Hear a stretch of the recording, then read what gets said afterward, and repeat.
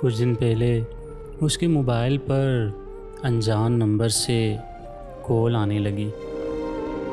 اس نے یہ سوچ کر کہ کسی دوست یا جاننے والے کی کال ہوگی، کال ریسیو کر لی، مگر دوسری طرف سے مردانہ آواز سنتے ہی رانگ نمبر کہہ کر کال منتقل کر دی۔ بس وہ دن ہے اور آج کا دن میسیجز اور کالز کا ایسا تنتا باندھا جو رکنے کا نام ہی نہیں لیتا۔ کال تو اس نے کوئی ریسیو نہ کی، مگر میسیجز پڑھتی رہی۔ نام پوچھا جاتا، فون اٹھانے پر اصرار کیا جاتا اور اس کی آواز کی خوب تعریف کی جاتی۔ اپنے بارے میں بتایا جاتا۔ جواب نہ دینے کے باوجود میسیجز اور کالز کا سلسلہ مستقل مزاجی سے جاری تھا۔ عائشہ کے لیے یہ سب نیا تھا۔ چھوٹی سی عمر کا ایک انجان سا احساس تھا جسے وہ خود سمجھنے سے قاصر تھی۔ کیا ہوا اگر میں بھی ایک میسیج کر دوں، یعنی پوچھ لیتی ہوں کہ کون ہو اور کیوں مجھے تنگ کر رہے ہو؟ اس لمحے اس کے دماغ میں خیال آیا۔ رات کے 3 بج رہے تھے۔ کتنی ہی بار اس نے میسیج لکھ کر مٹایا۔ عجب شش و پنج کا شکار تھی۔ کوئی اس سے بات کرنے کے لیے بے چین تھا۔ یہ خیال اس نے نہ جانے کیوں ایک انجان سی خوشی دے رہا تھا۔ بالآخر سوچ بچار کے بعد اس نے ایک میسیج ٹائپ کر لیا جس میں اس نے لکھا تھا کہ وہ کون ہے اور رات کے اس پہر اسے کیوں تنگ کر رہا ہے۔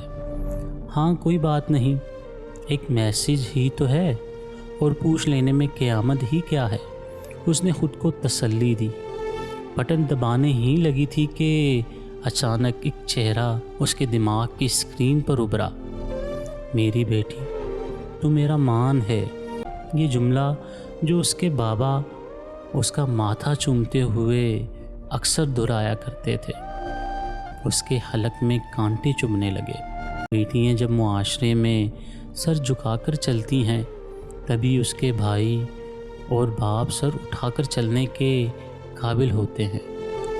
شفقت اور محبت سے کہا گیا بابا کا ایک اور جملہ دل کی تار چھیڑ گیا۔ جب کبھی امی جی بابا کو اسے چڑھانے کا طعنہ دیتی تو بابا کی طرف سے ایک مخصوص جواب آتا کہ عائشہ تو اپنے بابا کا غرور ہے، اور ہمیشہ ہی اسے یہ جملہ سرشار کر دیتا۔ اسے اپنا سارا وجود سن ہوتا ہوا محسوس ہوا۔ بڑی مشکل سے بستر سے اٹھی، پسینے سے شربول لڑکھڑاتے قدموں کے ساتھ بلکونی میں جا کر کھڑی ہوئی۔ میری بیٹی، تو میرا غرور ہے۔ میری بیٹی، تو میرا مان ہے۔ میری بیٹی بہت بہادر ہے۔ کانوں میں گونجتی بابا کی آواز اب تک سنائی دے رہی تھی۔ جی بابا جانی، میں کمزور نہیں ہوں۔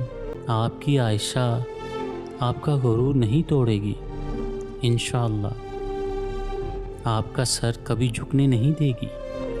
آپ کا یہ مان ہمیشہ قائم رکھے گی۔ آپ کی دی گئی محبت کا ناجائز فائدہ نہیں اٹھائے گی۔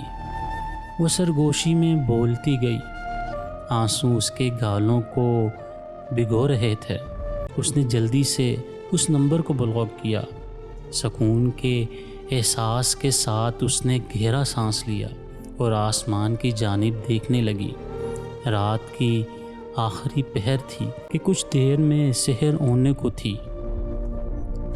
نیچے صحن کی طرف دیکھا تو بابا تہجد پڑھنے کے بعد اللہ رب العزت کے سامنے ہاتھ پھیلائے دعا مانگنے میں مصروف نظر آئے۔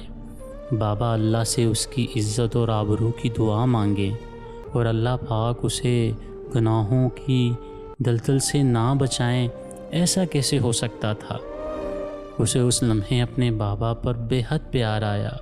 ان کی صحت اور سلامتی کی دعائیں کرتی اور وضو کے لیے اٹھ کھڑی ہوئی۔